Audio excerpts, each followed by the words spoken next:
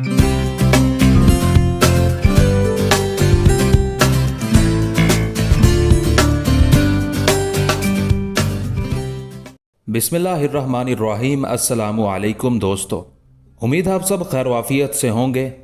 सुल्तान नूरुद्दीन जंगी part 13। Aamir तज़ब्ज़ुब में फंस गया। उसने सोचा कि अगर ये खबर दुरुस्त है कि मलिक शावर को शिकस्त हुई और वह बच के निकल गया है तो फिर आमिर का सराय में पड़ा रहना बेकार है। क्यों ना वो सईदुल सादा के पास जाए।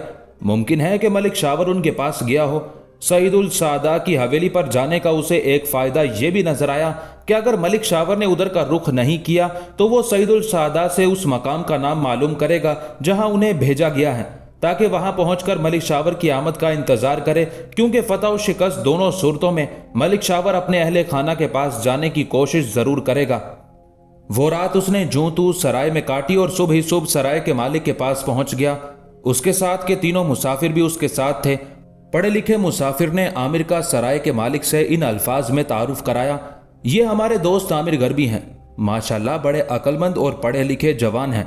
इनका एक भाई मिस्र के वजीर आजम मलिक शावर की मुलाजमत में सईद से काहिरा आया था। उसने एक वक्त ने काहिरा पहुंचने के बाद अब तक अपने घर कोई इतला नहीं दी। ये उसकी तलाश में काहिरा आए हैं और तुम्हारी मदद चाहते हैं।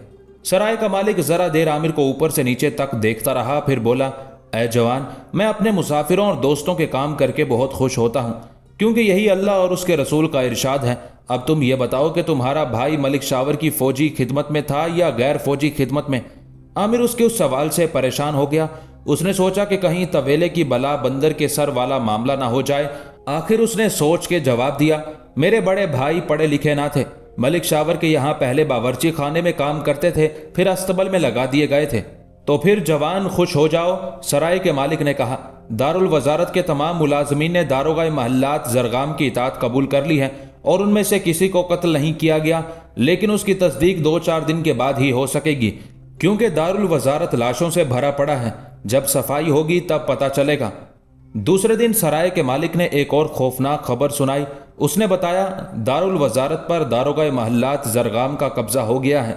मलिक शावर के तमाम बड़े बड़े सरदार कत्ल हो गए हैं, उनकी लाशों की शनाख्त भी हो गई है, लेकिन मलिक शावर अपने तीनों बेटों के साथ पहरेदारों की आंखों में धूल झोंक कर दारुल वजारत से गायब हो गया है।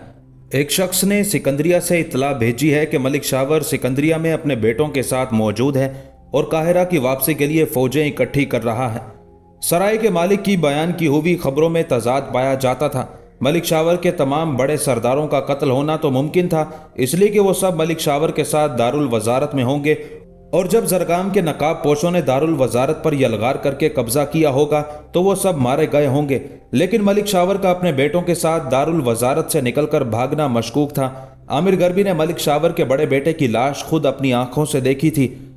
मुमकिन है उसके बाकी 2 बेटे भी उस खाना जंगी में किसी और जगह मार दिए गए हों और उन्हें कोई शनाख्त ना कर सका हो। आमिर गरबी के लिए यह बात इत्मीनान का बायस थी कि मलिक शावर बच के निकल गया है, इसलिए कि वो मारा जाता तो उसकी शनाख्त हर शख्स कर सकता था। बहरहाल अब आमिर गरबी के लिए सराय में ठहरना बेकार था। उसने रात ही में अपने मुसाफिर साथियों को मुतला कर दिया, दोस्तों मैं कल सईद वापस चला जाऊंगा। दारुल वजारत के जो हालात बताए गए हैं उनसे मालूम होता है कि वहाँ कोई शख्स भी जिंदा नहीं बचा, और अगर कोई जिंदा बच गया था तो वह भाग चुका है। मैं वापस इस उम्मीद पर जा रहा हूं कि शायद मेरा भाई बच के घर पहुंच गया हो। सब ने आमिर के ख्याल की तायद की। इसके सिवा वो बेचारे और कर भी क्या सकते थे। उस रात देर तक महफिल जमी रही। आमिर दोस्तों के किस्से सुनता रहा और अपने बारे में भी बताता रहा, मगर इस एहतियात के साथ कि उसका वजीर आजम मलिक शावर के साथ कोई रिश्ता नाता ना साबित हो सके। रात देर से सोने की वजह से सुबह को वो सब देर से उठे और उनके कान में ढोल की आवाज आई।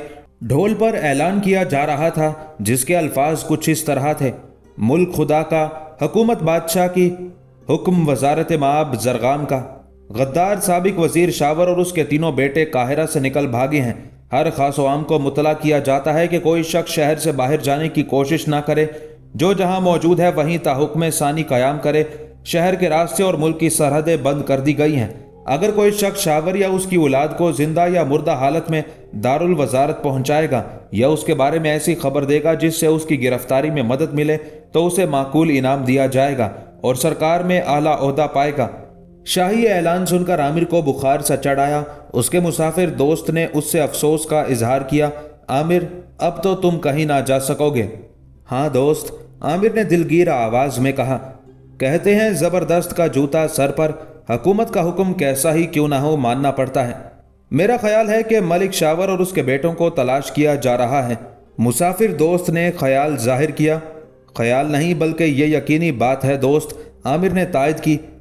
इससे ये ख्याल ज़रूर पैदा होता है कि दारोगा महल्लात जरगाम ने दारुल वजारत पर कब्जा तो कर लिया है, लेकिन अभी उनके हाथ पांव फूले हुए हैं और मलिक शावर का खौफ उन पर गालिब है।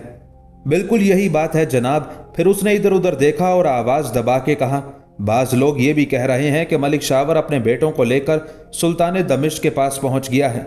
आमिर घर भी चौंक पड़ा। ये बात किसने कही है? ये क्यों पूछ रहे हो आमिर? मुसाफिर ने उससे सवाल किया। क्या ये बात गलत है या तुम्हारे ख्याल में मलिक शावर सुल्तान दमिश्क के पास नहीं जा सकते? इसका जवाब इस कदर आसान नहीं मेरे दोस्त, आमिर ने जवाब दिया। हम फातमी खिलाफत में रहते हैं और सुल्तान दमिश्क खिलाफत अब्बासिया को तस्लीम करता है। फातमियों और अब्बासियों में पुराना इख्तलाफ है, लेकिन इसका यह मतलब हरगिज़ नहीं फातमी और अब्बासी किसी नुक्ते पर हम ख्याल नहीं हो सकते।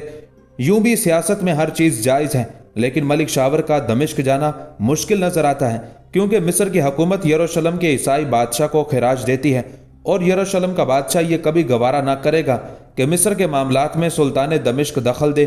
मलिक शावर अगर बच गए हैं तो वो यरूशलेम के दरबार में जा सकते हैं, क्योंकि यरूशलेम मिस्री हुकूमत पर दबाव भी रखता है और अगर चाहे तो जरगाम को वजारत से अलग भी कर सकता है। मगर आमिर भाई, दूसरा मुसाफिर जो कम पढ़ा लिखा था, उसने टोका, हमारा मुल्क तो आज़ाद है, वो ईसाइयों को खिराज क्यों देगा? मेरे दोस्त, आमिर ने ठंडी सांस ली, इसका जवाब भी यही है कि सियासत में सब कुछ जायज़ है। मिस्र के अवाम नहीं जानते, लेकिन यह हकीकत है कि मिस्र अब से बल्कि एक ज़माने से ईसाइयों को खिराज अदा कर रहा है। खिराज की अदायगी में अगर एक दिन की ताख़ीर हो जाए तो यरूशलेम का नुमाइंदा वज़ीर आज़म मिस्र का गला दबा लेता है और फिर खिराज के अलावा रिश्वत के तौर पर एक माकूल रकम अदा करके वज़ीर आज़म की जान छूटती है। ये तो बड़ी जिल्लत की बात है। दूसरे मुसाफिर को शर्म मालूम हो रही थी। यह खिराज बंद नहीं हो सकता? हो सकता है, आमिर ने कहा। अगर फातमी खिलाफत और अब्बासी खिलाफत अपने इख्तलाफात ख़त्म कर दें तो सिर्फ खिराज ही बंद नहीं हो सकता, बल्कि मुसलमानों के तमाम इलाके जिन पर ईसाइयों ने ज़बरदस्ती कब्जा कर लिया है वो भी वापस हो सकते हैं। आमिर सराय में कैद होकर रह गया। जरगाम ने काहिरा और पूरे मिस्र का चप्पा चप्पा छान मारा, मगर मलिक शावर और उसके बेटों का कोई पता न चला। काहिरा में रोज़ अफवाहें उड़ती। एक दिन खबर आती कि मलिक शावर यहीं है तो दूसरे दिन इत्तला मिलती कि वो यरूशलेम में बैठा फौजें इकट्ठी कर रहा है। गरज जितने मुंह उतनी बातें। इस सिलसिले में सबसे दिलचस्प बात वो थी जो सराय में आने वाले एक नए मुसाफिर ने बयान की। उसने कसम खाकर लोगों से कहा, मैंने मलिक शावर और उसके तीनों बेटों को दरबार दमिश्क में देखा है। सुल्तान ने मलिक शावर को फौजी मदद देने का वादा किया है और सुल्तान के दो जवां उम्र बेटे, जिनमें से एक का नाम सलाहुद्दीन है और दूसरा शहजादा जफर के नाम से पुकारा जाता है, उन दोनों की कमान में एक अजीमुशान लश्कर तैयार किया गया है जो कुछ दिनों में मिस्र की तरफ रवाना होगा। उस अफवाह ने कुछ ऐसा जोर बांधा कि उसकी बाज़गश्त दारुल वजारत में सुनी गई और दमिश्क से आने वाले मुसाफिर को जरगाम के सामने पेश किया गया। उस अफवाहगर ने जरगाम के सामने भी कसम खाकर वही बयान दिया जो उसने सराय वालों को बताया था। दारुल वजारत में उस खबर से लर्जा पैदा हो गया और वजीर आज़म जरगाम की वजारत डगमगाने लगी। हालांकि ये बात सरासर गलत और बेबुनियाद थी। सलाहुद्दीन और शहजादा जफर दोनों ही सुल्तान दमिश्क नूरुद्दीन महमूद के बेटे न थे। सलाहुद्दीन नजमुद्दीन अयूब का बेटा और असदुद्दीन शिरको का भतीजा था। इसी तरह जैसे शहजादा जफर बयान किया गया, वो अमीरजादा जफर था जो सलाहुद्दीन का गहरा दोस्त बन गया था। अमीरजादा जफर की शादी सलाहुद्दीन के घर पलने वाली जरियाफ्त से हो गई थी। इस तरह उन दोनों की गुफ्तगू में पायदारी पैदा हो गई थी और दमिश्क के कूचा बाजार में ये दोनों जवान एक साथ घूमते दिखाई देते थे। मिस्र पर 200 साल तक फातमियों ने बड़ी शान से हुकूमत की। ये ख़ानदान हज़रत फ़ातिमा की औलाद था, इसलिए बनु फ़ातिमा कहलाता था।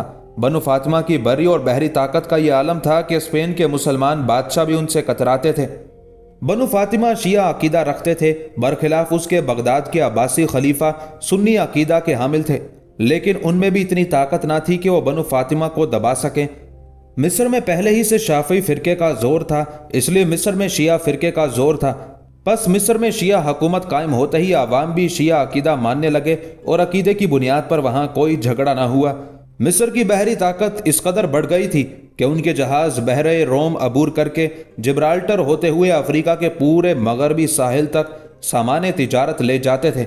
एक बयान के मुताबिक मिस्र के ताजिर अपने अरूज के ज़माने में वस्त अफ्रीका तक पहुंच गए थे, लेकिन उस सल्तनत को कुछ ऐसा घुन लगा कि फातमी खलीफा कमज़ोर होते होते काहिरा के कसर अल कबीर में कैद होकर रह गए और कारोबार सल्तनत पर वजीरों का कब्जा हो गया। इस तरह खुद गर्जी और मफाद परस्ती ने मिस्र को इस कदर तबाह बर्बाद कर दिया कि अब वो ईसाइयों को खिराज अदा करता।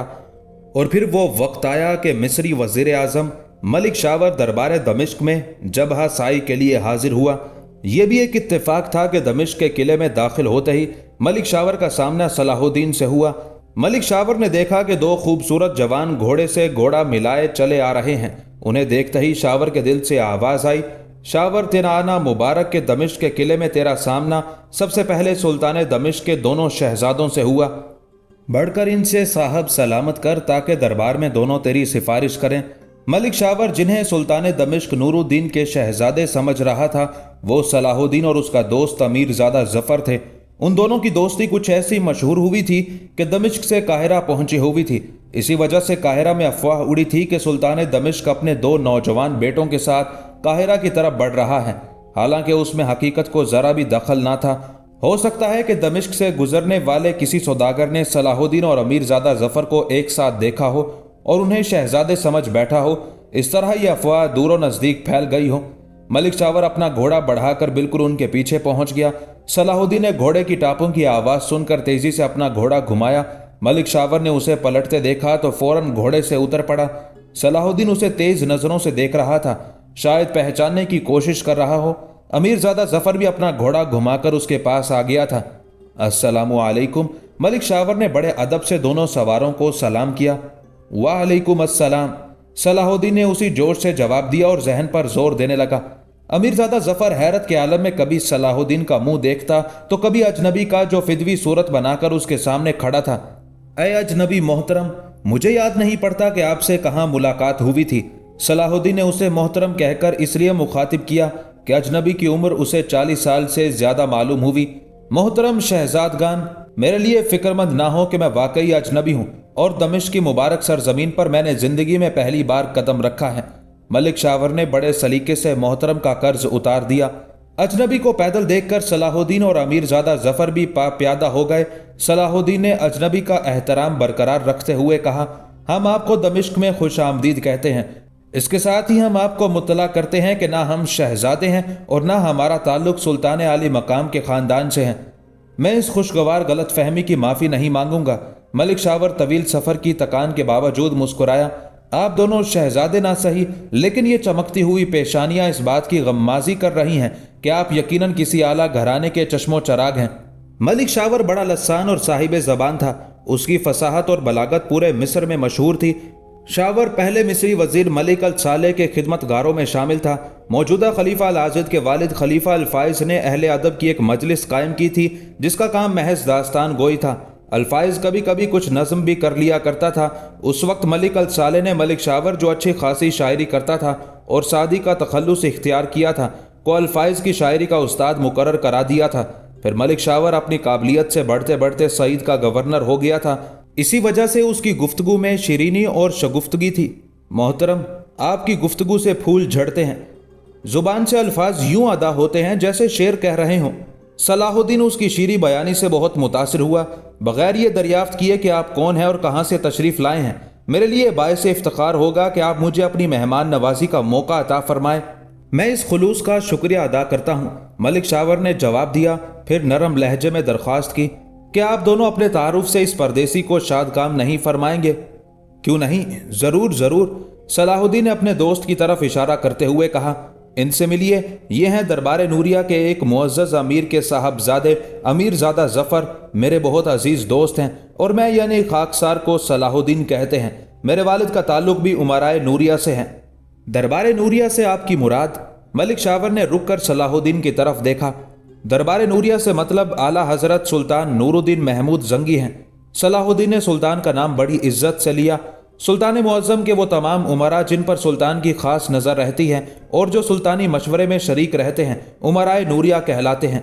बहुत खूब, मलिक शावर ने इत्मीनान का सांस लिया। अब मैं अपना तारुफ कराने में कोई परेशानी महसूस नहीं करता। मलिक शावर एक लम्हा कुछ सोचता रहा, फिर सर उठा के बोला, ए अमीर ज़ादा, आपके सामने खड़ा हुआ ये परेशान हाल मुसाफिर दरअसल सल्तनत मिस्र का वजीर आजम मलिक शावर है। गर्दिश दौरान मुलाहिजा हो कि कल तक इस फकीर के एक इशारे पर जिंदगी मौत के सौदे हुआ करते थे। लोगों की तकदीरें बदल जाती थी, लेकिन आज वही फकीर तकदीर के हाथों इस कदर मजबूर है कि दमिश्क के बाबे आली पर सुल्तान मुअज्जम को सलामी देने और अपने वकार की भीख मांगने हाजिर हुआ है। सलाहुद्दीन और अमीरजादा जफर ने पहले मलिक शावर को फिर एक दूसरे को हैरान नजरों से देखा। आप इस कदर परेशान ना हो वजीर आजम, आप जिस सुल्तान के दरबार में हाजिरी देने तशरीफ लाए हैं वहां से बहुत कम लोग मायूस लौटते हैं। क्या अजब है कि सुल्तान की नजर करम आप पर हो जाए और आपका गया मकाम फिर आपको वापस मिल जाए। मुझे भी सुल्तान मुअज्जम की करम नवाजी से ऐसी ही उम्मीद है, मलिक शावर ने कहा। अब आप कोई ऐसी तदबीर कीजिए कि मेरी दरबार नूरिया में जल्द से जल्द हाजिरी हो जाए। आप बिल्कुल फिक्र ना कीजिए, सलाहुद्दीन ने उसे इत्मीनान दिलाया। मेरे साथ तशरीफ ले चलिए, मैं आपको अपने वालिद अमीर नजमुद्दीन अय्यूब से मिलवाऊंगा और अगर जरूरत पड़ी तो मैं आपकी मुलाकात अपने चचा असदुद्दीन शिरको से भी कराऊंगा। शिरको सुल्तानी दरबार के अमीरुल उमरा हैं। असदुद्दीन शिरको, मलिक शावर ने यह नाम दोहराया। ये नाम और उनके कारनामे मैंने मिस्र में सुने हैं, जरूर सुने होंगे। ये कहते हुए सलाहुद्दीन ने रिकाब में पैर रखा। आप मेरे साथ तशरीफ ले चलिए, वालिद साहब घर पर होंगे तो अभी मुलाकात हो जाए, वरना फिर मैं आपको चचा शिरको के पास ले चलूंगा। तीनों इधर उधर की बातें करते हुए नजमुद्दीन अय्यूब की हवेली पर पहुंचे। खिदमतगार ने बताया कि अमीर नजमुद्दीन मेहमान खाने में किसी अमीर से गुफ्तगू कर रहे हैं। सलाहुद्दीन मलिक शावर को लिए हुए वहीं पहुंच गया। मलिक शावर ने दोनों अमीरों को सलाम किया। अमीर नजमुद्दीन ने जवाब देकर बेटे की तरफ देखा। सलाहुद्दीन ने बेझिझक कहा, ये मुअज़्ज़ज़ मेहमान मिस्र के वजीर आजम मलिक शावर हैं। इतना सुनना था कि दोनों अमीर उठ के खड़े हो गए। सुभान अल्लाह, खुश आमदीद। नजमुद्दीन अय्यूब ने मुआनका के लिए बाजू फैला दिए। दोनों बगलगीर हुए, फिर दूसरे अमीर भी मलिक शावर से बगलगीर हुए। तशरीफ रखिए मुअज़्ज़ज़ मेहमान, और सब फर्श मखमली पर बैठ गए। सलाहुद्दीन ने अपनी बात की जरा और वजाहत की। सल्तनत मिस्र के बारे में दमिश्क में जो अफवाहें उड़ रही थी, मेहमान मोहतरम ने उनमें से बाज की तस्दीक कर दी है। ठीक है, नजमुद्दीन अय्यूब ने मतानत से कहा। वजीर आजम मिस्र का दमिश्क आना इस बात का सबूत है कि मिस्र के हालात दुरुस्त नहीं। बहरहाल आप हमारे मेहमान हैं, फरमाइए मैं आपकी क्या खिदमत कर सकता हूँ। वजीर आजम कहकर मुझे शर्मिंदा ना कीजिए अमीर। मलिक शावर ने ठंडी सांस ली। अब ये एक ख्वाब है जो मैं खुली आंखों से देख रहा हूँ, और ये उसी वक्त पूरा हो सकता है जब सुल्तान दमिश्क इस मजलूम के सर पर शफकत का हाथ रखें। मेरी दुनिया सिर्फ सुल्तान के एक मुस्बत इशारे से फिर संवर सकती है। अमीर नजमुद्दीन एक गहरी सोच में डूब गया। सलाहुद्दीन का काम पूरा हो गया था, इसलिए वो चुपके से वहां से निकल आया। बाहर उसका दोस्त अमीरजादा जफर इंतजार कर रहा था। दोनों बातें करते हुए एक तरफ निकल गए। अमीर नजमुद्दीन सर झुकाए सोच रहा था और मलिक शावर की नजरें उसके चेहरे पर लगी थी। दूसरा अमीर भी उन दोनों को छोड़कर जा चुका था। बहुत देर बाद नजमुद्दीन ने सर उठाया और नरम लहजे में कहा, मोहतरम मेहमान, पिछले 6-7 माह से मिस्र के बारे में बड़ी वहशतनाक खबरें आ रही थी, और इधर 2-3 हफ्ते से तो रोज शहर में यह अफवाह उड़ती है कि मिस्र के वजीर आजम सुल्तान मुअज्जम से मुलाकात के लिए तशरीफ लाए हैं। चुनांचे यह अफवाह हकीकत बन गई। मैं सुल्तान मुअज्जम का एक अदना खादिम हूँ, और मुझे यह हक नहीं पहुँचता है कि आपसे इस सिलसिले में कोई गुफ्तगू करूँ। मेरे बेटे सलाहुद्दीन की बातों से इस बात का इजहार हुआ कि आप सुल्तान आली मकाम के हजूर में पेश होना चाहते हैं। जब तक आपको ये शर्फ हासिल नहीं होता, आप मेरे मेहमान रहेंगे। मैं कल ही आपकी आमद की इत्तला सुल्तान मुअज्जम के गोश गुजार कर दूंगा। मैं अमीर का इंतहाई शुक्रगुजार हूं कि उन्होंने एक खानमा बर्बाद को अपनी मेहमान नवाजी के लायक समझा। मलिक शावर ने बड़े इज्ज से कहा, काश मुझे वो कुदरत हासिल हो कि मैं मिस्र में आपकी मेहमान नवाजी का शर्फ हासिल कर सकूं। मैंने सुना है कि मिस्र बड़ी पुरअसरार जमीन है, और उस सरजमीन पर कदम रखने वाले मुश्किल ही से अपने वतन लौटते हैं। आखिर ये क्या शहर है मोहतरम? अमीर नजमुद्दीन ने बड़े तजस्सुस से दरियाफ्त किया। आपने जो कुछ फरमाया वो कुछ हद तक दुरुस्त है, मलिक शावर ने तायद करते हुए कहा। वादी नील की आबो हवा निहायत खुशगवार है, और हुस्न की देवी इस सरजमीन पर मेहरबान है। जिस खातून को भी देखी वो मलिका दिखाई देती है। लोग खेल तमाशे और मेले ठेले के शौकीन हैं। गरज के क्या अमीर क्या गरीब अपने हाल में सब मस्त और बेफिक्र हैं। अगर सब लोग बेफिक्र हैं तो फिर ये बेचैनी कैसी? इस खाना जंगी का क्या सबब हो सकता है? अमीर नजमुद्दीन ने उसकी पकड़ की। मलिक शावर घबरा गया। दरअसल अगर किसी छोटे आदमी को जरा सा इक्तदार हासिल हो जाए तो उसका दिमाग चल निकलता है। हमारे फातमी खलीफा के तमाम मुलाजमीन और मुताल्लिकीन बहुत खुदसर हैं। कसर खिलाफत का दारोगा जरगाम खुद अपने आप को खलीफा समझता है और कारोबार सल्तनत में रोड़े अटकाता है। मेरे और उसके इख्तलाफात की असल वजह यही है।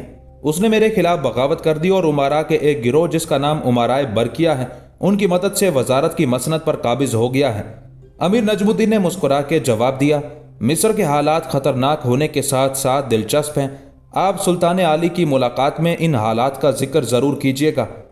आप कल सुल्तान से मेरी आमद का तज़किरा करेंगे, लेकिन क्या इल्म के वो फौरी तौर पर मुझे तलब ना करें? क्या आप सुल्तान से मेरी सिफारिश नहीं कर सकते हैं? मोहतरम, मुझे अफसोस है कि मैं अपनी हद से आगे नहीं बढ़ सकता। नजमुद्दीन ने साफ अल्फाज में जवाब दिया, सुल्तान का कोई अमीर उनके सामने अपनी औलाद की भी सिफारिश नहीं कर सकता। मैं सिर्फ आपका जिक्र ही कर सकता हूँ। हाँ, अगर सुल्तान ने दिलचस्पी जाहिर की तो आपको कल ही तलब किया जा सकता है। मलिक शावर तजब्जुब में गिरफ्तार कुछ कहने वाला था कि नजमुद्दीन फिर बोला, मुअज़्ज़ज़ मेहमान खाने में तशरीफ ले जाएं, बाकी गुफ्तगू उनसे कल होगी। अमीर नजमुद्दीन उठ खड़ा हुआ, जिसका मतलब था कि वह मजीद गुफ्तगू नहीं करना चाहता। मलिक शावर ने अपनी जुबान बंद रखी। उसी वक्त एक गुलाम उसके पास आया और मलिक शावर उसके साथ मेहमान खाने चला गया।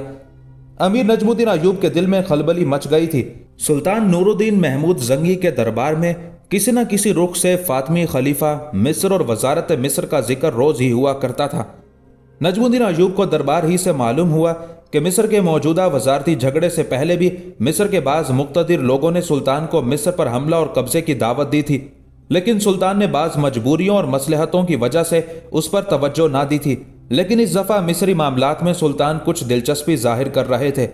नजमुद्दीन कुछ देर सोचने के बाद एक गुलाम को असदुद्दीन शिरको के पास भेजा और उससे दरख्वास्त की कि अगर उसे फुर्सत हो तो वह फौरन नजमुद्दीन से मिल लें या फिर नजमुद्दीन खुद उससे मिलने आ जाएं। नजमुद्दीन अगरचे उम्र में शिरको से बड़े थे, लेकिन शिरको का ओहदा दरबार में बड़ा था, इसलिए नजमुद्दीन को शिरको का अदब करना पड़ता था। असदुद्दीन शिरको को उस वक्त कोई काम ना था, इसलिए वो गुलाम के साथ ही नजमुद्दीन की हवेली पर आ गए। यहाँ पर इस बात की वजाहत जरूरी है कि नजमुद्दीन अयूब कसीरुल औलाद शख्स थे। उनके 7 बेटे और एक बेटी रबिया खातून थी। 1163 ईस्वी यानी मिस्र पर पहले हमले के वक्त रबिया खातून दूध पीती बच्ची थी। नजमुद्दीन अयूब की औलाद में सलाहुद्दीन के अलावा कई और बेटों ने सलीबी जंगों में नाम पैदा किया, लेकिन वो सब सलाहुद्दीन के मातहत थे। उनका जिक्र आगे चलकर आएगा। दरबार नूरिया में असदुद्दीन शिरको और नजमुद्दीन अयूब दोनों ही को आला मकाम हासिल था, लेकिन उनके मुखालिफ भी बाकसरत थे, इसलिए दोनों भाइयों की मुलाकात बहुत कम होती थी। यह बात मसलहत की बिना पर थी। फिर जब कभी शिरको नजमुद्दीन की हवेली पहुंच जाते तो जैसे वहां ईद हो जाती। नजमुद्दीन के तमाम बच्चे उन्हें घेर लेते और खूब खुशियां मनाई जाती। नजमुद्दीन को आज असदुद्दीन शिरको से खास गुफ्तगू करना थी, इसलिए उन्होंने शिरको को बाहर ही रोक लिया और राहदारी के कमरे में लेकर बैठ गए ताकि इत्मीनान से गुफ्तगू हो सके। खैर तो है भाईजान, शिरको ने बैठते ही कहा, कोई परेशानी की बात तो नहीं? फिक्र की बात नहीं, लेकिन खबर बहुत अहम है। नजमुद्दीन अयूब ने मुस्कुरा के जवाब दिया, मिस्र के जो चर्चे दरबार में हो रहे थे उनकी तस्दीक हो गई है। कोई ताज़ा खबर आई है मिस्र से? शिरको ने बेचैनी से दरियाफ्त किया। सिर्फ खबर ही नहीं, मिस्र का माजूल वजीर आजम मलिक शावर यहाँ आया है। नजमुद्दीन ने पर्दा उठाया। अच्छा, ये तो बहुत अहम इत्तला है। वो कहाँ है, किसके पास ठहरा है? शिरको और बेचैन हो गया। यही है, मेरी हवेली में, नजमुद्दीन ने जवाब दिया। सलाहुद्दीन को जनूबी दरवाजे पर मिला था, वह उसे मेरे पास ले आया। बहुत परेशान है, सुल्तान से फौरन मुलाकात चाहता है। फिर आपने क्या कहा उसे? मुलाकात के बारे में क्या जवाब दिया जा सकता था? नजमुद्दीन ने कहा, मैंने उसे कह दिया कि उसकी आमद की इत्तला कल तक सुल्तान मुअज्जम के गोश गुजार कर दी जाएगी और जब तक वो तलब नहीं किया जाता वो मेरा मेहमान रहेगा। ये आपने बड़ा अच्छा किया। फिर जरा रुक के शिरको ने कहा, उसके आने की किसी और को तो इत्तला नहीं? मेरा मतलब है कि उसने अपने बारे में किसी और से तो गुफ्तगू नहीं की? नहीं, बिल्कुल नहीं, नजमुद्दीन ने यकीन दिलाया। सलाहुद्दीन के साथ उसका दोस्त अमीरजादा जफर भी था, लेकिन वो दोनों समझदार बच्चे हैं, उन्होंने किसी से जिक्र ना किया होगा। ठीक है, शिरको बोला, अगर आप मुनासिब समझे तो मैं आज रात सुल्तान के कान में ये बात डाल दूं। ये बात तुम्हारे सोचने की है शिरको, नजमुद्दीन ने जवाब दिया। ख्वाह आज इतला दो ख्वाह कल, लेकिन कल तक जरूर इतला हो जाना चाहिए। मैं सुल्तान के हुक्म के बगैर उसकी मेहमानदारी नहीं कर सकता। मैं आज देखूंगा, मौका मिला तो जरूर जिक्र करूंगा, फिर सुल्तान की मर्जी। ये कहकर शिरको उठ खड़ा हुआ, मगर नजमुद्दीन की बीवी जिसने शिरको को मां बनकर पाला था वो अचानक कमरे में आ गई। तस्लीमात पेश करता हूँ भाभी जान को। शिरको ने अदब से सलाम किया। जीते रहो, उन्होंने जवाब दिया। बड़ी मुश्किल से याद आती है हम लोगों की। नजमुद्दीन ने हंस के कहा, ये आए नहीं बल्कि बुलाए गए हैं। मैंने एक जरूरी काम के लिए बुलाया था, वरना ये कब इधर आते। नहीं भाभी, ये बात नहीं है। शिरको ने बात बनाना चाही, लेकिन भाभी ने मौका ही ना दिया। क्यों बहाने बनाते हो? बेगम नजमुद्दीन ने बात काट दी। भाई से तो दरबार में मुलाकात हो जाती है। सलाहुद्दीन भी सुल्तान का होकर रह गया है। रहे हम लोग तो वो किसी शुमार कतार में नहीं है। फिर तुम क्यों आने लगे? जो आपका जी चाहे कहिए, मैं कोई जवाब ना दूंगा। शिरको जिच होके चुप हो गया। नजमुद्दीन ने बीवी को इशारे से बहुत मना किया कि अब वो शिरको पर तंज ना करे, लेकिन बेगम थी कि शेरनी की तरह मोर्चे पर डटी रही। शिरको, वो एकदम बोली और शिरको ने उन्हें चौंक के देखा। वो एक गुत्थी मुझसे नहीं सुलझाई जा रही है और शायद तुम उसे सुलझा सकते हो। फरमाइए, मैं हाजिर हूं। शिरको ने बड़ी ताबेदारी से कहा, लेकिन मेरा ख्याल है कि अक्ल व फिरासत में भाई नजमुद्दीन मुझसे बहुत आगे हैं। नजमुद्दीन मुस्कुरा के बोले, इन्हें सुलझाते मेरी इतनी उम्र हो गई, मगर ये खुद भी ना सुलझ सकी तो भला मैं इनकी गुत्थियां क्या सुलझाऊंगा। इसका तरीका यही है कि मैं यहां से चला जाऊं। ये कहते हुए उन्होंने बाहर जाने के लिए कदम उठाया। उनके चेहरे पर नागवार आसार पैदा हो गए थे। नहीं नहीं भाईजान, आप ठहरिए, शिरको ने दरखास्त की और नजमुद्दीन रुक गए। शिरको ने बात जारी रखते हुए कहा, हाँ भाभी जान, फरमाइए कैसी गुत्थी है? गुत्थी सलाहुद्दीन की है शिरको। बेगम नजमुद्दीन ने जैसे दुख से कहा। कितने साल हो गए हैं उसे दरबार से वाबस्ता हुए। इस दौरान कई जंगें हुई, लेकिन सुल्तान पता नहीं सलाहुद्दीन को मैदान जंग में क्यों नहीं भेजते। माशाल्लाह उसकी उम्र 24 के करीब हो गई है। मर्द की जवानी का यही जमाना है। आपने दुरुस्त फरमाया भाभी जान, शिरको ने तायद की। लेकिन आप ये तस्लीम करें कि सुल्तान ने सलाहुद्दीन को जिस काम में लगाया उसने वो पूरी दिलजमी से पूरा किया।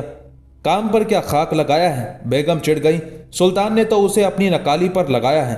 आप ठीक कह रही हैं। शिरको ने फिर तायद की।